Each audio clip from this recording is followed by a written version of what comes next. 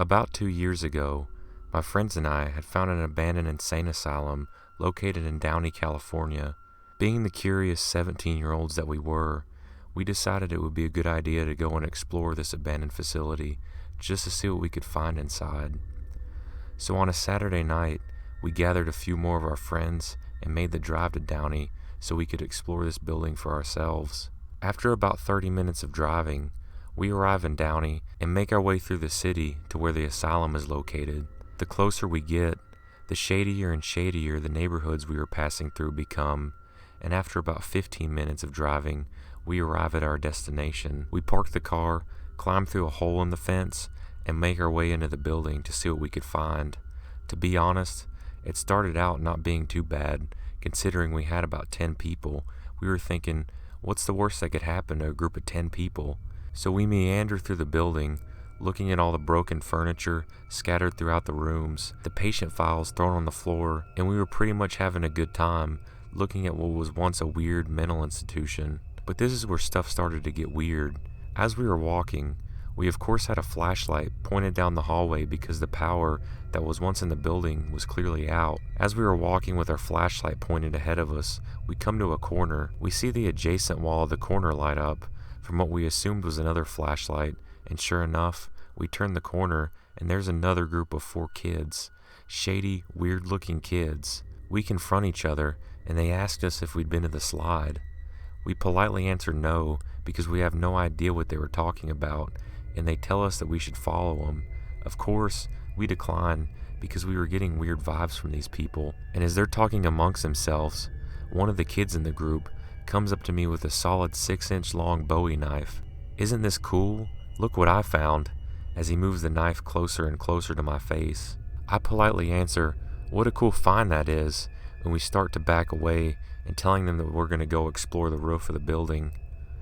Surprisingly, they say alright and they turn the corner and continue on their way. Alright, now that that was out of the way, I'm seriously beginning to feel weird about being in this place and how we were definitely not supposed to be here. So at that point, we go to the roof, go down the fire escape and get out of there.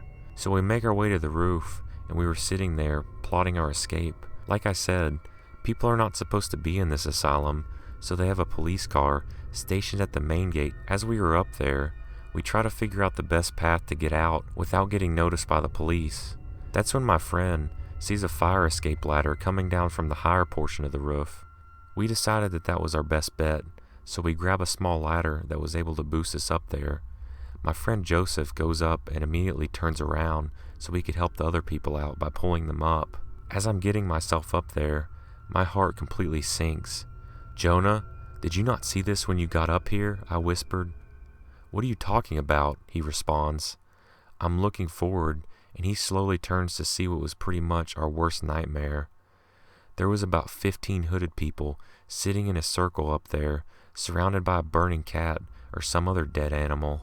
This group of people is talking in tongues and just making noises which seemed satanic. As we were getting down, we got noticed and they started talking amongst themselves in this weird language, and as soon as we got down, these people stood up and started sprinting towards us. I tell everyone to ditch the idea of the fire escape and not to worry about the cops. We need to get out of there as fast as we can. So we start sprinting through the building with this group of people close behind us. We miraculously make it out of the building and start to run across the field to the main gate, and as we were doing so, the cop notices all the commotion, turns on his sirens, and comes driving in. Thank God he manages to cut the colt off from us, and he starts to chase them as we get away safely. Honestly, I can safely say it was the scariest experience of my life. What would we have done if they would have taken one of our friends? Would we have gone back and confronted them? I don't know, but I'm glad that that didn't happen.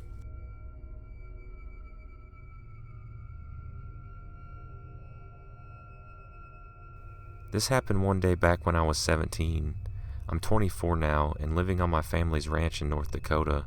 When I wasn't helping with various chores and trivial tasks on my family's ranch, I would transport grain to farmers around the area during the harvest season. It was good pay, considering all I did was drive from point A to point B. Also, what 17-year-old boy wouldn't want to drive a huge tractor across the beautiful prairies in North Dakota?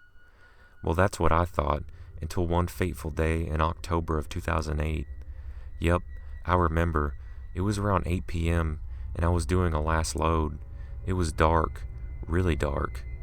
All I could see was the gravel road with my headlights of the tractor. It was about 10 miles from point A and heading another 7 miles until point B, when I saw about 5 silhouettes of human figures appear on the road, blocking any way of passing.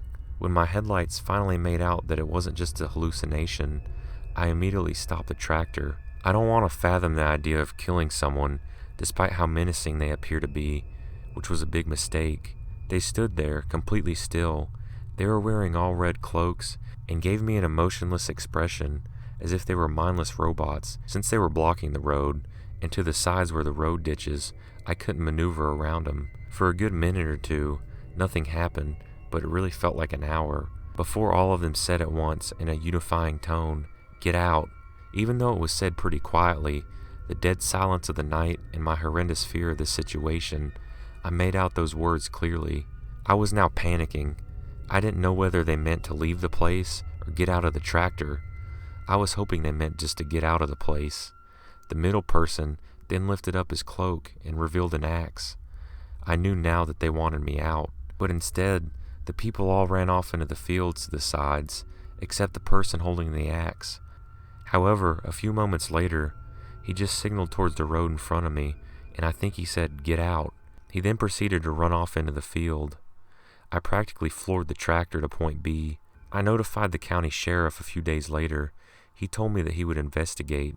To this day, I'm dumbfounded to why they stopped me on the road, only to tell me to leave. Were they just lowlives looking to prank someone? Or were they a part of some messed up cult? Or did they think that I was someone else who they were looking for? I don't know. I still continue to haul grain, but not at nights.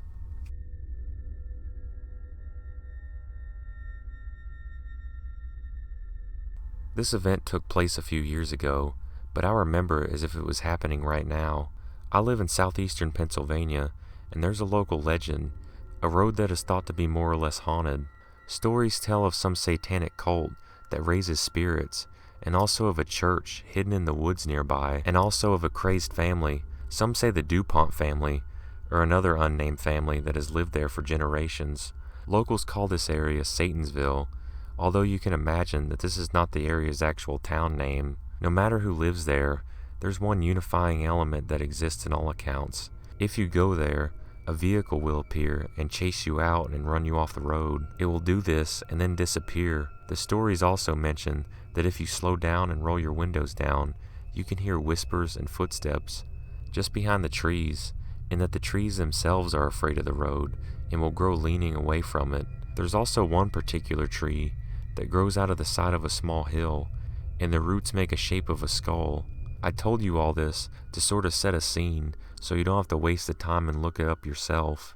The following is what happened when I took a trip to this place. It was a warm October night, and for me, my girlfriend, and our other 3 friends all decided we heard enough about this Satansville and wanted to see it for ourselves and what it was about. So we piled into our friend Suzuki 4-door and left. The road is hard enough to find because on both ends the signs have been removed, presumably to stop people like us from going there where people like us are not wanted. We took a hard ride onto the road between the 2 stone pillars and overgrowth and proceeded slowly down the road, taking in all the creepy sights. Immediately, we noticed our cell phones drop service. No bars, no G's, no anything.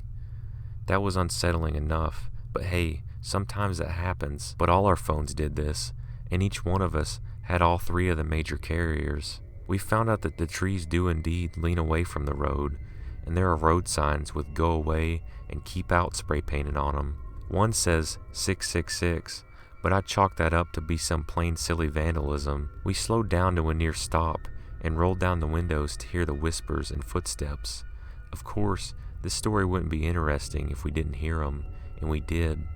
Not so much whispers as the wind itself coming through the trees, whipping the dead leaves on the ground. However, we did hear some footsteps. Perhaps it was maybe a deer rustling away from the road. This is Pennsylvania after all, and deer are everywhere. We made it to the other end of the road, and in no particular hurry. We went very slow. We decided to take our chances and head back through the other way. We turned around and got ourselves situated and prepared to turn back, and that's when it happened. The reason I told you how slow we went was to illustrate that no other cars were on the road with us, and we could have seen headlights or heard another car coming, yet this car appeared from the road behind us, seemingly in mere seconds out of nowhere. It wasn't a terribly imposing vehicle, except for the multi-candle power brights it had, and the loud roar of its engine. I know what a crappy muffler sounds like, and this was not it. The car had work done to it to make it quick and powerful. It stopped, facing the road perpendicular to us, and our light beams crossed. It revved its engine twice and peeled away down the road behind us. We were spooked, but otherwise not affected by it, and laughed it off. That is, until it turned around. I snapped around in a hurry and was about 50 yards back when it began blaring its horn and revving its engine again. My friend Lori, who was driving, screamed, "Oh my God, they turned around!" We all panicked and began yelling and screaming. Lori demanded that I drive. She felt that I would do a better job driving because I'm a dude, but frankly, I was just as scared as she was. I hopped out of the car and got into the driver's seat. The car must have seen us do this, because with the scream of its tires, it was after us. I took a left back onto the road, and in no time, this car was on our back. Who, or whatever was driving that car, had done this before. It made no sign of slowing down around some of the sharper turns and slopes. Whoever this was knew the road well.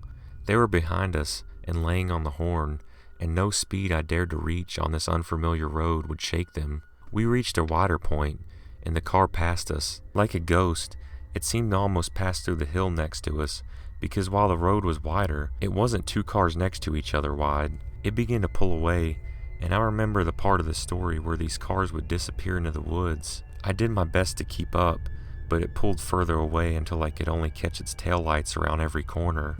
We reached the end of the road, and there it was, parked near the exit facing away from us with the lights off, completely silent. I bravely decided to attempt to see what was inside the vehicle, but the windows were tinted too dark to see in. At this moment, the car sprang to life, as if it was some creature that was disturbed, and revved its engine and honked. I floored it out of there and onto the main road. I don't know who was in that car that chased us out back then, but I know someone did not want us there. Some unnamed person lurking in the woods, waiting for people like us to drive by. Regardless of who chased us out of there, I know one thing's for sure. I won't be returning anytime soon to Satansville, Pennsylvania.